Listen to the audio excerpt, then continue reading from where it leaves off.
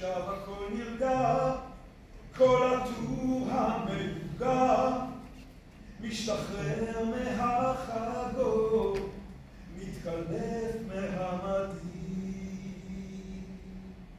רחוק בערפל איזה כלב מילדל, ומעבר לגבעות קו האופק מאדים. עמוד האוהל נע, שם עמוק בשק שינה, הוא שוכב עיניו פקוחות, מקשיב לבוקר שנאור. יש שקט באוויר, הוא חושב קולות של עיר, ומחר הוא יחזור. לאורך המסע, בכל מה שהוא עשה, הוא ספר את השעות בשבילים הכי קשים. איך ירוץ במדרגות אל ריח של עוגות, אל האור בחדרים, אל שלווה של יום שישי.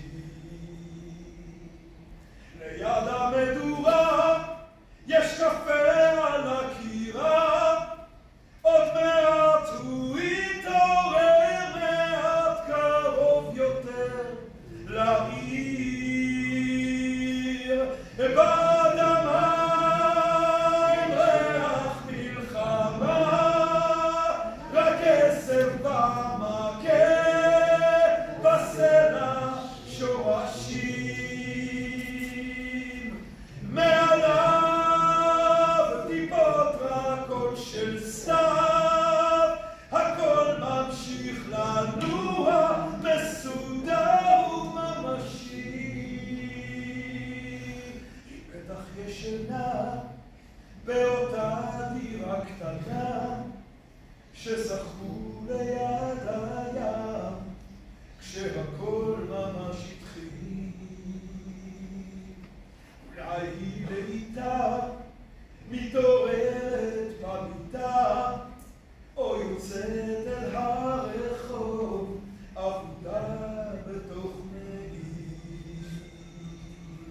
ואם היא רק תרצה, הוא יסביר, היא תתרצה, ואולי אם הוא יופיע בדלתה, יהיה כמו אז.